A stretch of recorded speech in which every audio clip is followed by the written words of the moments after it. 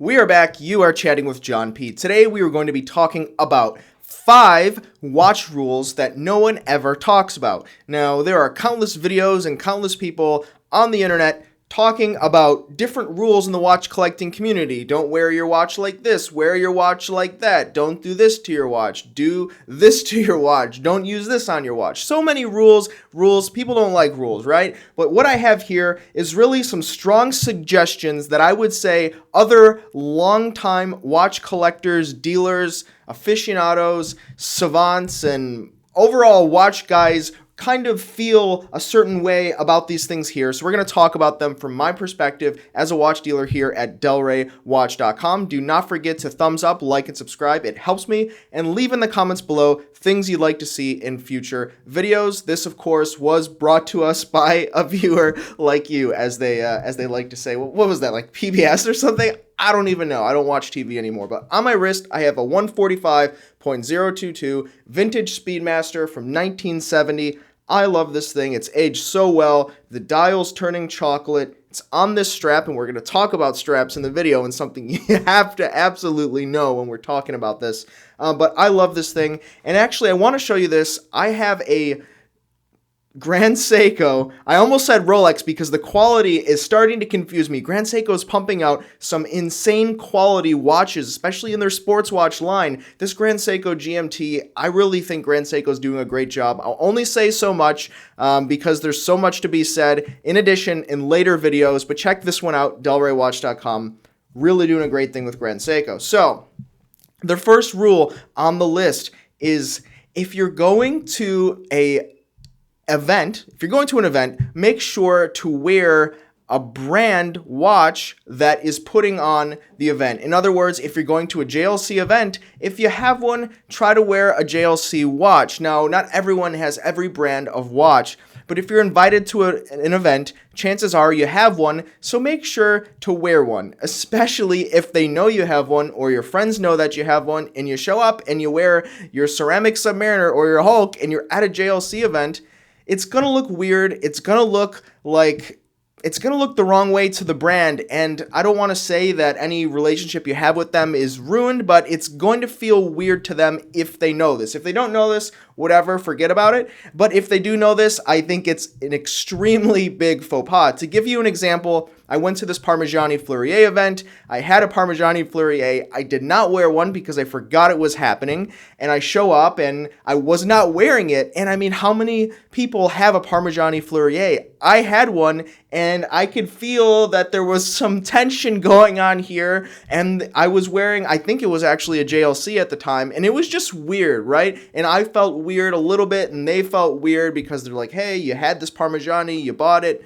Blah, blah, blah. So to make a long story short, if you have a brand of watch, you're going to an event, at least try to be a little interesting. I know it's a little cliche if you want to say it, but do it, play the part. It's kind of fun, and you'll make sure not to step on anyone's toes. The next, and I'm still laughing about the event, but next is try not to brag about the watch. Now, most watch collectors are not guilty of this. I'll say it. Most watch collector savants and people that have been doing this for a while, they're not guilty of this at all. It's usually casuals or those new into the hobby.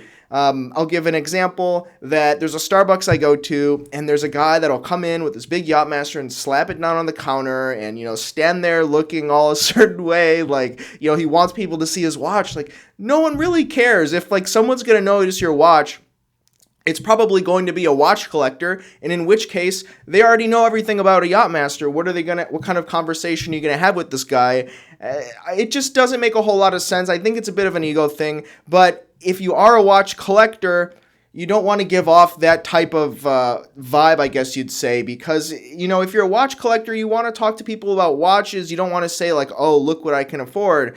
It's just not...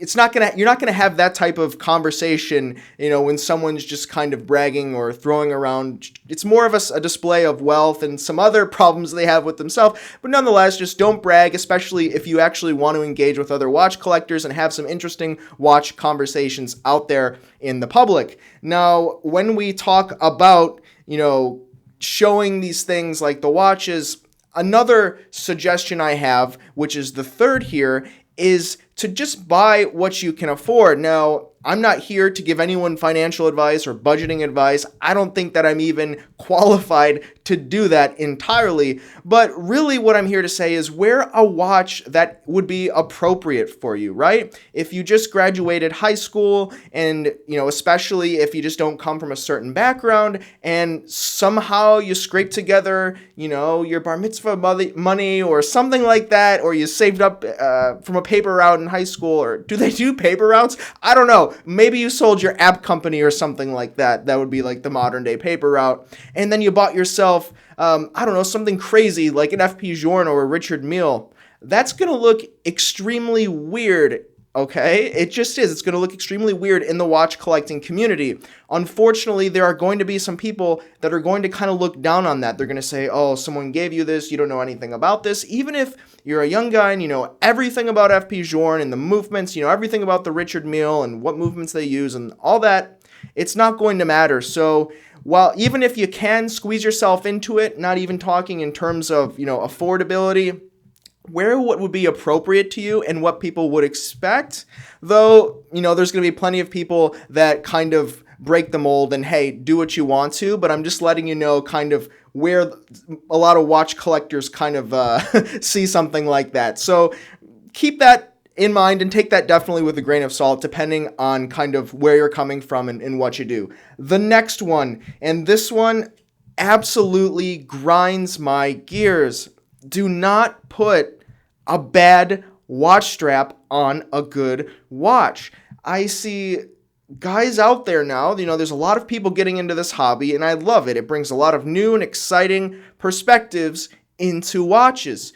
But it's almost like this, the whole like Amazon economy thing where everyone buys everything on Amazon and they get the cheapest priced option, whatever's on Amazon, and there's some really cheap watch straps on Amazon. There's a few dollar watch straps, and people will put them on a $6,000 watch. Now, it just doesn't make sense. The watch strap's going to fall apart. The materials are going to be bad. It's just not going to be a pleasant experience, and you're not going to feel the same about the watch. I'll say, this strap on this vintage Speedmaster, it almost makes this watch for me. Just the way the quality is here, it's something on par with a brand would manufacture, and it looks great, and the durability is there. And if I had a much cheaper strap, it would just feel like the whole experience is cheaper.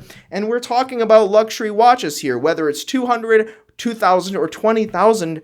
Just don't put a few dollars strap on your watch. You'll thank me in the end, and you will not have fellow watch collectors wondering why you did it. And lastly, the final rule out of the 5 watch rules that no one talks about is stay away from refinished dials and Franken watches if possible. Now this one, there's some gray area, right? When we talk about vintage watches, sometimes you get a refinished dial because the watch is really old or it took some damage and someone made it look nice. And there can be some very good vintage watches with refinished dials. But when we start getting into custom dials and dials that have had some work done to them and dials that have had diamonds put on them, you start getting into this world of pieced together watches, Franken watches, which are basically watches that have pieces put together that may or may not belong on the watch. And I'll say that in the watch collecting community, and the closer you get to that kind of, epicenter of where, the holiest shrines of watch collectors exist, people start looking down on that. Now, I don't necessarily look down on it. I have a Rolex 1601 with an aftermarket bezel, and I think it's pretty cool. It's fun, it's exciting, and it kind of changes things up where you can still have fun and play with it. But I have to say that when you start mixing pieces and parts, and the more parts that are mixed in there, the less of the original watch it becomes. And in terms of collecting and being a watch collector and a hobbyist, it's just generally not widely accepted. Now, if you don't care, more props to you. Wear whatever you like, and if you're having fun with it, doesn't bother me, and it shouldn't bother anyone else. But I have to let you know that, as a rule, it generally does bother the purists. So if that's something you're worried about, not saying you should be, but if you are worried about that, that's something you need to consider, as well as the long-term value retention of the watch. The fewer authentic or original parts that exist on the watch, the less it will be worth. So when we're talking about vintage, we're talking about rare, we're talking about covetable, try to stay true to the original way that it came from the factory. If you can, you will thank me in the long run, and so will your grandchildren when they sell it on the future iteration of eBay. So guys, what do you think here about these 5 watch rules that no one talks about? Did you already know these? Do you agree with me? Do you not agree with me? Leave in the comments below. I want to hear what you have to say, and I do my best to respond there. Don't forget to check out delraywatch.com, where we just brought in a bunch of really cool pieces. Of course, the set, we're still working on it. I say it every time, but it is true. We got the paint out there. We got the decorations. Federico is literally putting on his smock, ready to paint this set a dark blue. It's going to be happening soon because we're really working hard to improve things for you here at delraywatch.com. Find me on Instagram, The Real John P. Like and subscribe. Thanks for watching, guys. You have been chatting with John P. Ciao.